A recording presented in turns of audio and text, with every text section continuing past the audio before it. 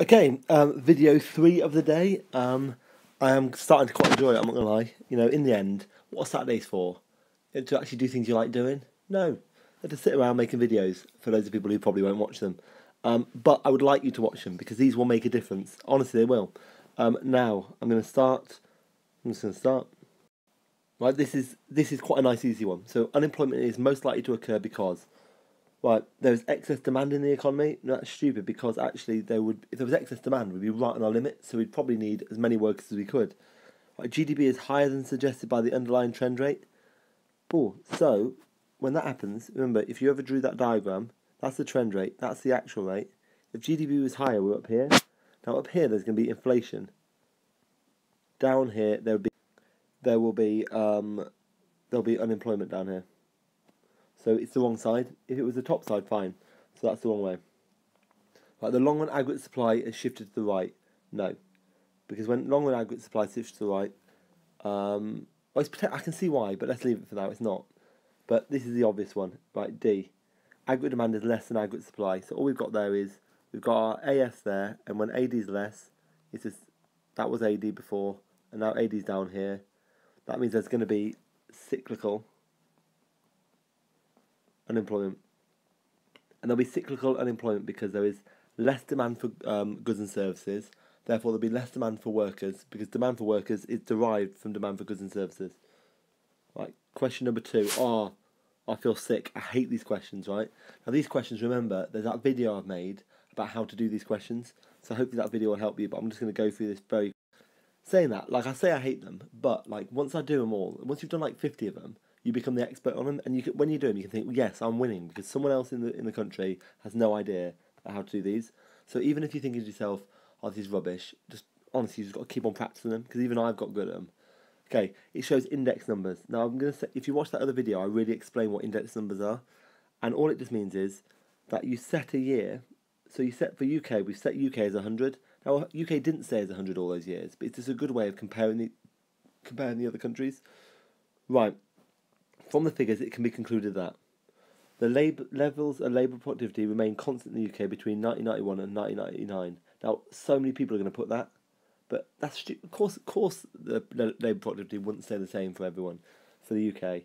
It's just that we're trying to use us as a base, so it's easier to compare the other countries. That's what an index number does.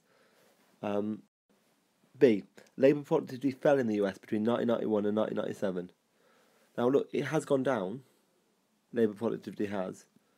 So that makes you want to say that that's right. However, that's not the right answer in the mark scheme. Aha, I remember why, right? Because we're using UK as an index. So what could have actually happened is USA have become less productive compared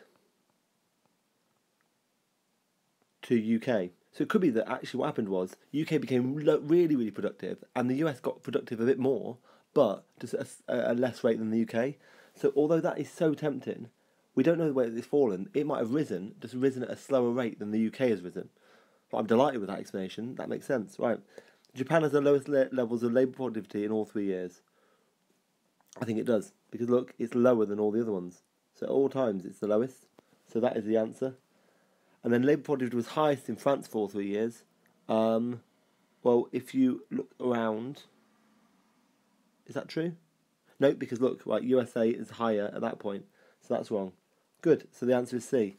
Now, you might be thinking, no, it's not good, Mr. Robinson, you have not explained that well enough. I'm not happy with you at all. This is when you go to that other video with all the index numbers. Okay, they like doing this sometimes. They like putting a little quote, and you have to read it, and you're panicking for time, and you think, I don't know what I'm doing, I'm scared. Right, anyway, I'm going to read it. Close to 20 billion is expected to be spent using credit and debit cards by the end of December, up 10% on last year. Who cares? Right? Who cares? Irrelevant. What's going to be the consequence of an increase in spending? That's just basically, AD's gone up. What's going to be the consequence of AD going up? Could be imports. That would make sense, potentially. If AD goes up, it's not going to cause unemployment. That's the wrong way. It's not going to cause people to save more. Why would you save more just because everyone's spending? And it's not going to have any effect on exports because, in fact, it could actually be bad for exports because we might become less competitive.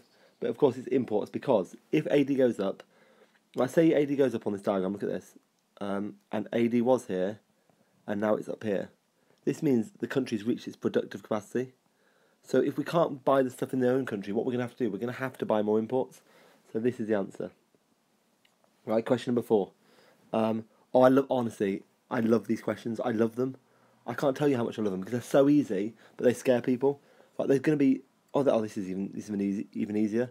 In the old papers, they just had one shift. Like nowadays, they make you do 2 shifts. Right, so you just got to read the text at the top and then try and work out which diagram goes with which.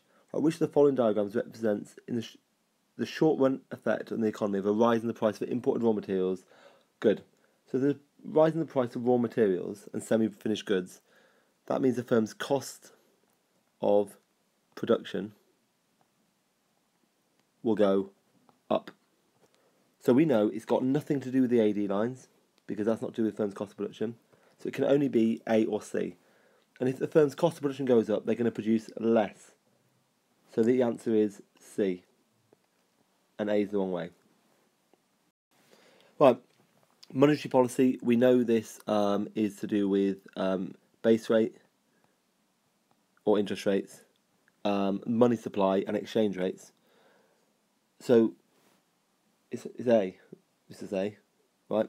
Because if you increase the money supply, that would actually make inflation go up. Because if there's more money around, then there'll be more demand. So that's wrong. Taxes, that is a fiscal policy. And D is fiscal policy. Because remember, fiscal policy is government spending plus taxation. Because it's fizzy, G and T. Right, 6. Which of the following statements about savings is correct? Right, savings, is it a component of aggregate demand? No. Because you've done this aggregate demand, C plus I plus G plus X minus M, and there's no S in there, so it's not. Saving can finance investment expenditure. So if firms had saved a bit, they could use that to invest on capital goods, so that's the answer. The answer is B. In the short run, less household saving means less consumption. No, less household consumption means more, less household saving means more consumption. It's the wrong way around. Because basically, in economics, for some reason, they just basically assume if you're not saving, you're spending. They're your 2 options. That's what it is. Well, I suppose that is what it is. Anyway, D, increased saving increases demand pull inflation rate. No, it doesn't. It causes the opposite. An increase in spending would cause demand pull inflation. Right, question number 7. Oh, I don't like the look of this. This looks horrible. This looks horrible. Right, give me a second. I'm going to go look at the answer before I have a shocker. Alright, the worst thing about these questions is just the sheer amount of time it takes you. You know, the sheer amount of panic, right? So it's talking about quarterly real GDP growth for 3 countries, USA, Germany and the UK, covering a certain period of time, right? So what can be inferred? Now that this is a posh way for saying what can be kind of seen from the data, right? Germany's GDP was lower at the end of the period than at the beginning. Well, let's have a look at that. Which one's Germany? Germany's this dotted one here. So I'm going to get my little arrow out, don't go away. Right. German GDP. Now, everyone's going to be thinking, all right, where's Germany? That it's lower than it was. But thing is, for the beginning, it rose by 1%, then it rose by a bit more, then it rose by a bit more, then it rose by a bit more, then only right at the end did it start going down. So all this way through it's been rising, and it's only here where it starts going down. So actually, over the period, it's probably gone up a little bit from the beginning. But that's so tempting. And I know what you're thinking. You're thinking, I don't believe you, Mr. Robinson, but that's what it is. Right. B, the US had the highest average rate of economic growth over the whole period. There's no way you'd be able to even see that. I mean, how would you even be able to see that? So that's wrong. Right. The UK grew at approximately its long-run trend rate of 2.25% per year over the period shown. Wow. Well, that's not true. Wait a second, yeah it is. Right. This is horrible. So let's add them up. So, it says the UK grew at approximately its long-run trend rate of 2.25% per year over the period. Right, so let's add it up. So in the first period, they grew by like 0.5%. Then in the second period here, they grew by another 0.8%. Then in the third period, they grew by about, what would you say, 0.85 maybe? And then in the fourth one, they grew by 0.5. Now, let's add them up. 5 plus 5 is 10, plus 8. Okay, right, so 16, the two 8s together is 16, plus 10 is 26. So that 26 would be 2.6. And they're saying 2.25%, that's close enough. And the other bit is it's about the same. This bit over here makes about the same sense. So they're saying approximately, and the other ones are definitely wrong. So that's what it is. And what am I chatting about? That's what it is, right? Prices in both Germany and USA fell in the period shown. Now D is obviously wrong because this whole diagram's talking about GDP. It's not talking about prices. Now I could see why you might put B. Has the highest average rate of economic growth over the period shown, whereas USA. But if you think about it, yes, USA had the highest peak, but on average, if you look at it, the whole, apart from that one peak, it's below the UK the whole way through. So there's no way its average was going to be higher. So the answer is C. With those sort of ones, right, the key is you spend a minute, you spend maybe 2 minutes on it, and then if you can't get it, you just get the hell out of there, because it just takes a long time. Like, according to the UK government definition, what? That's according to the definition, there's no need for the UK government bit. We know the recession is when there's 2 quarters of negative growth. That's what we know. So let's see if there's anything. There we are. It's D. That's quite nice, because if the economic growth falls below the underlying trend rate, that's not a recession unless it's for 2 quarters. Right, question number 9. Again, this exam seems to be a lot of this kind of writing stuff at the beginning. Now, I'm not going to bother reading that for the minute. I'll see whether I need to regret it in a second. Right, which of the following is most likely to result from the fall in the value of the pound? Right, so we've got a fall in the value of the pound, WIDEC, wide C. Right, we know when there's WIDEC, imports are dear, exports are cheap, so that would lead to AD going up. So if AD goes up, what's likely to happen? Right, as you can see in this diagram, the price of imports will fall. No, that's wrong, because the price of imports here, imports are dear, so they've got more expensive. UK exports will become more competitive. Look, exports are cheap, so that answer is right. The rate of inflation will decrease. Now, if AD is going up, then actually the rate of inflation would increase. So that is that is wrong. And then the Bank of England will reduce the rate of interest. Well, if the Bank of England reduced the rate of interest at this point, AD would go up by even more, and that could end up causing inflation. So that wouldn't make any sense. So the answer is B. Question number 12. Right, we've just got the LRAS shifting to the right. That's all we've got. For some unbeknown reason, they put it on the right-hand side of this diagram, purely just to scare you. So what's going to cause LRAS to shift to the right? We know the LRAS shifts to the right when there's an increase in the Q squared cell. That's what we know, quantity or quality of cell. So let's see if we can find a factor like that. An increase in the natural rate of unemployment? No. No. Investment in human capital? Fine, that makes sense. Because if you invest in humans as a capital, they're going to make more stuff. So that's the right answer. A fall in the price level? What? Oh, I can see, right, there is a fall in the price level, but that hasn't caused it. It's just the kind of result of it. And an increase in the money supply, we know that's a monetary policy, and it actually causes AD to go to the right. So that's wrong. So the answer is B. Right, next one. So my pen broke, wasn't it? Yeah, that's right, that £25 pen just broke, which is really annoying, but it's fixed again. Right, anyway. So, the government increases its spending. At the same time, the Bank of England reduces interest rates. Oh, I like these ones. Okay. What's going to happen? So, let's go through the 2 bits. If the government increases their spending, AD will go up. And if the Bank of England reduces interest rates, AD will also go up. Both of these factors are expansionary, because they make AD go up. Right, so, we said AD will go up, but will inflation fall? No, inflation will go up as well, so that's wrong. Aggregate supply will rise. No, not yet. That might happen in the long run, but because of the accelerator, but it won't happen yet. But economic growth will fall. No, that's just wrong on all parts. Unemployment will rise. No. Inflation will rise. Yep, that's good.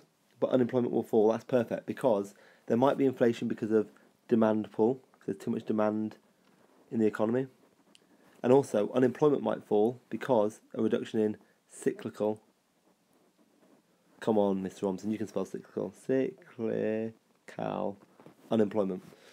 Because cyclical unemployment will go down, because if AD goes up, there'll be more demand for goods and services. If there's more demand for goods and services, there'll be more demand for workers. This is because demand for workers is derived from demand for goods and services. Right, number 14, this is talking about the multiplier. Now we know this. Now, they've said it's to do with government expenditure here, but remember, multiplier is anything when there's been an increase in AD for whatever reason. This time they said government expenditure. It leads to a larger change in the level of, and the answer is always national income. So that's it. Question number 15. Which of the following measures of fiscal policy would be most likely to increase AD? So we're looking for an expansionary fiscal policy. Now let's cut off the ones it can't be. Is there anything on it? They all can be. They're all to do with it. Okay, so I thought there might be some monetary policy ones in there, but they're not. Right, reducing welfare payments would mean AD would go down. So that's wrong. Increasing indirect taxes and reducing direct taxes on higher income levels to maintain the same revenue. It's going to have no effect, surely. It's just going to do the exact same thing. Right, increasing state retirement pensions, that means people would have more money, so AD would go up. And leaving taxations unchanged, so that's fine. So the answer must be C. Let's have a look on. Reducing government spending, already that's wrong, because that means we'll make AD go down. So the answer is C.